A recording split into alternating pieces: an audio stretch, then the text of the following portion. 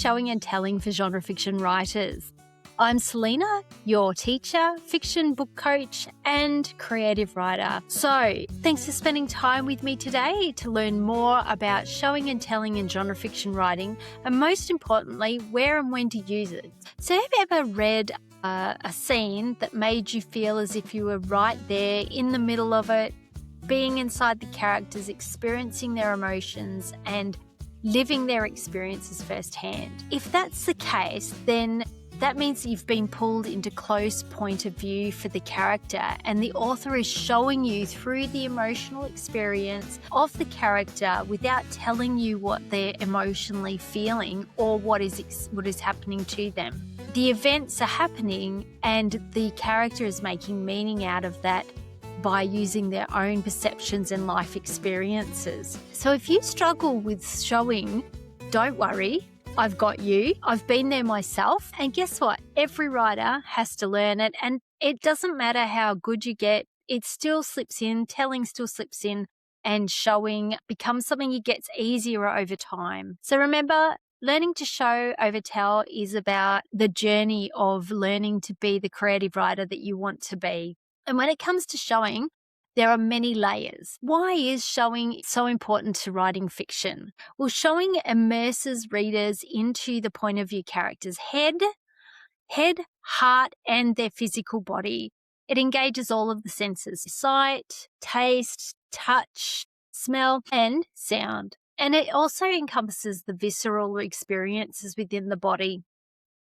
And visceral is like heart rate and adrenaline pumping and how things are feeling when they're reacting to situations. Showing conveys the emotional meaning of what is happening in the story without directly telling the reader what the emotions are. Writers use internal thoughts and showing how the character emotionally responds without naming those emotions. It also allows the reader to empathize and experience conflict vicariously through the character. It encourages the reader to become the co-creator of the story and not just the spectator of the story. So, for example, a character might say something angrily. Well, that's an adverb anyway. And instead of putting the dialogue tag, she or he said or they said angrily, use the dialogue to convey the anger. Use the body language to convey the anger. Use the internal feelings and thoughts to convey what is happening within the character, especially the point of view character,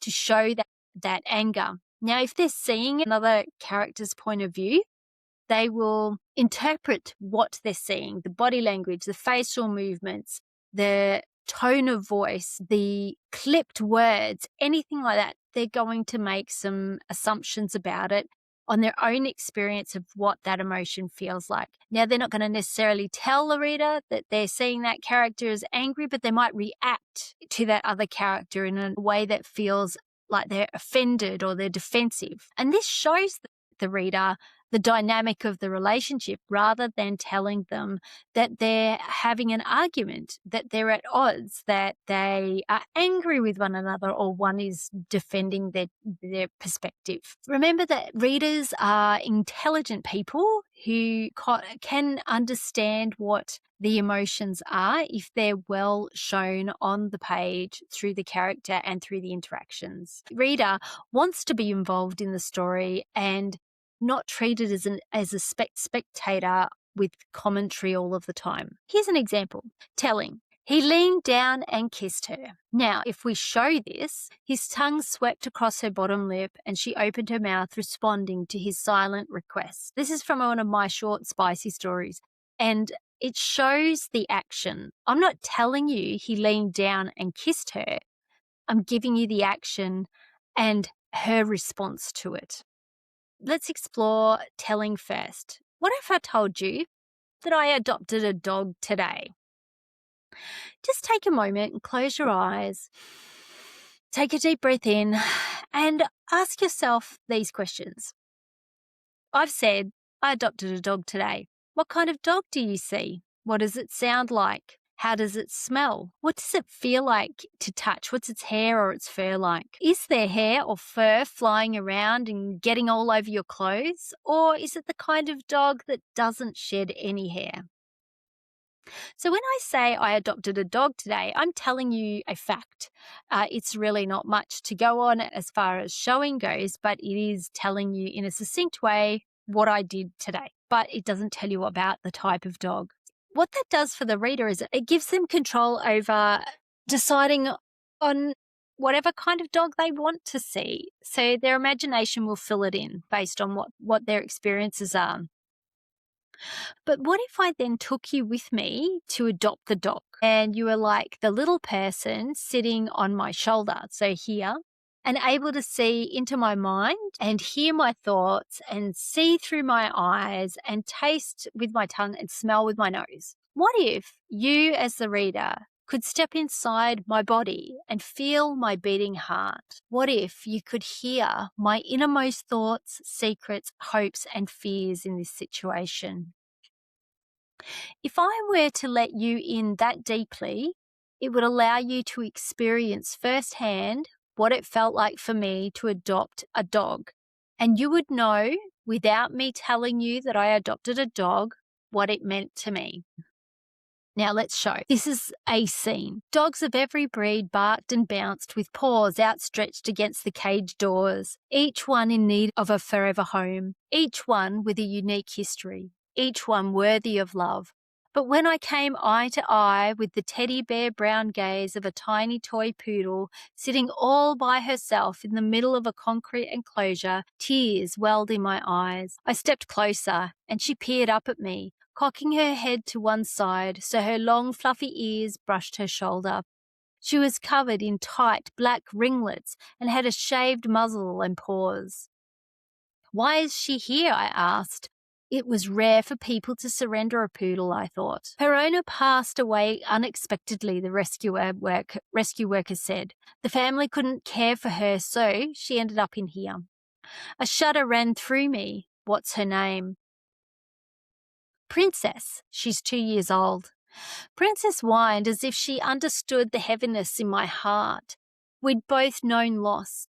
Mine had weighed me down and life had become grey, but now as I gazed at her, the hole in my heart filled up and a flutter danced behind my rib cage. Still, I bit my lip. Was I ready for a new companion so soon after losing Fred, my dachshund? I crouched and offered Princess the back of my hand. No harm in letting this little sweetheart get to know me. The poodle trotted over, sniffed my fingers, then her silky tongue licked my hand like she was kissing me. My heart fluttered again, and I giggled as she pressed the side of her head into my touch. The animal rescue worker opened the cage door, and Princess leapt into my arms. She was small, soft, and warm in my embrace. My heart melted, and the searing pain of loss that I'd carried inside for so long soothed as she nuzzled into my neck. I stroked her back and she sighed. In that moment, I knew we'd be together from now until her dying day.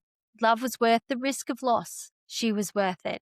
15 minutes later, I signed the paperwork, paid the adoption fee, and took Princess to get a fluffy bed in the shape of a donut, a squeaky pig, and a bag of kibble from the pet store. After a bubble bath filled with tea tree to kill any fleas from the shelter and a meal of chicken breast and rice, Princess curled into a ball on my lap, closed her eyes and fell into a contented sleep as I sat on the couch with the TV on. My fingers ran through her ringlets, enjoying the feeling of warmth and the tiny beat of her heart against my thigh. "I adopted you today," I said in a soft voice, "but I think you're the one who rescued me." So as you can see, showing is more immersive and detailed, more specific, more sensory, more three-dimensional, more dramatized. There is telling in that scene, but it's there to support the showing. So not every part of a scene has to be showing, but the lion's share of the scene probably should be showing. So again, showing lets readers experience the point of view characters' thoughts, feelings, and sensations. It gives sensory detail.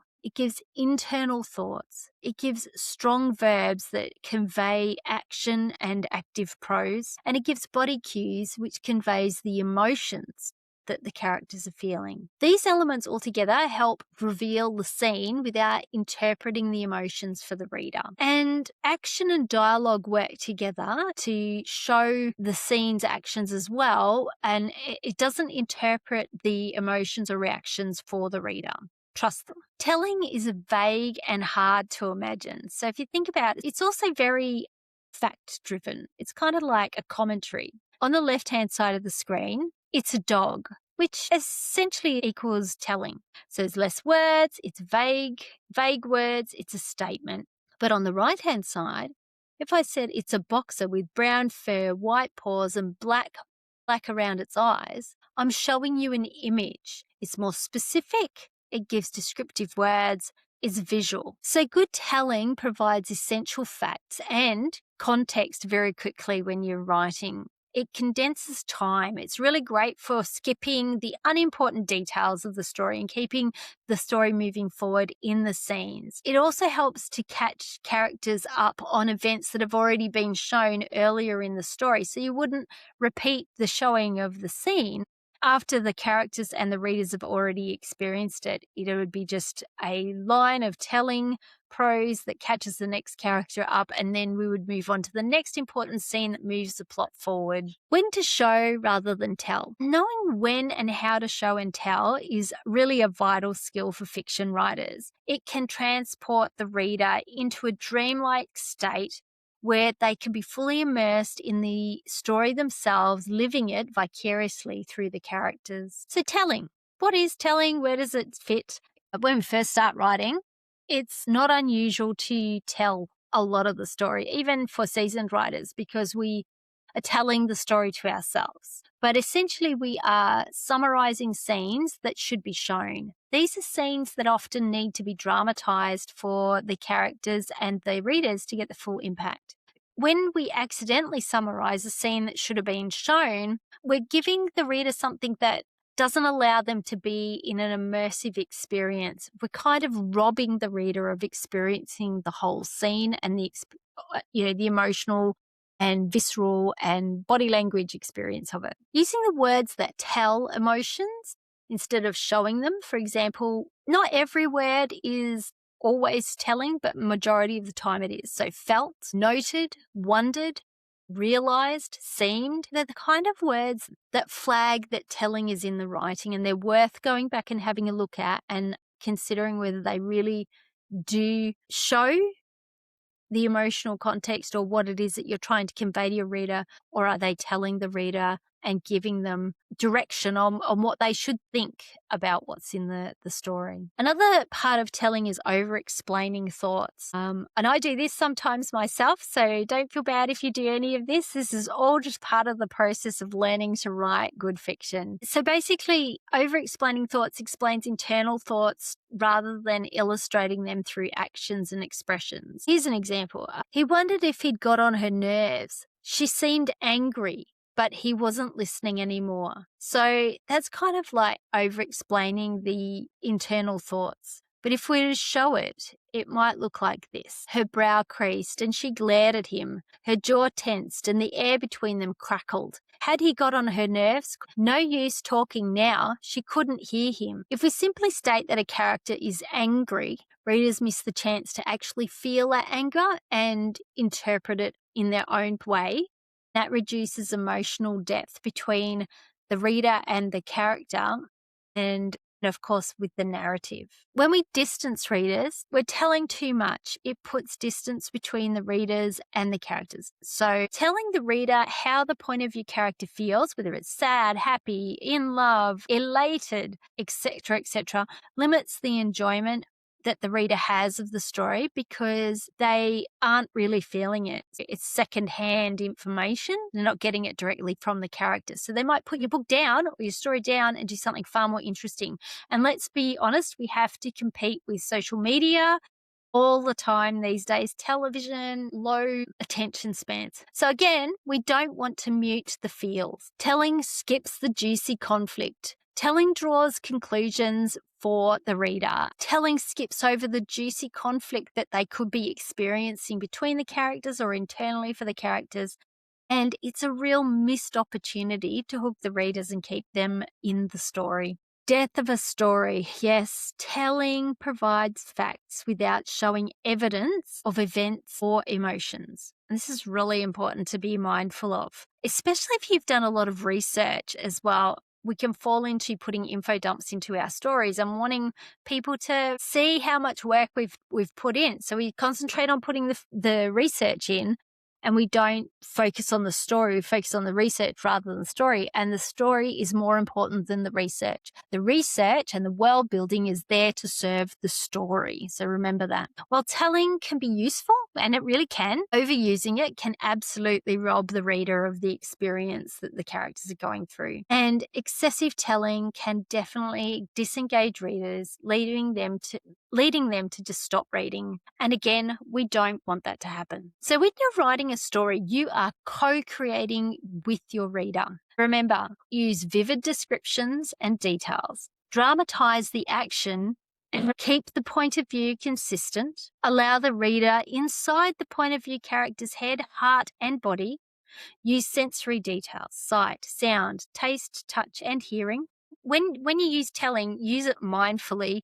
Summarize the boring bits and move forward again. Thanks for watching today. If you've enjoyed it, don't forget to subscribe, hit the button to like it, and share it with your friends. And of course, if you're struggling with any of your writing at this point and you want to engage or connect with a fiction book coach, come and see me at empoweredwords.com.au. I'm Selina. I'm a fiction book coach and a writer. I'll see you soon.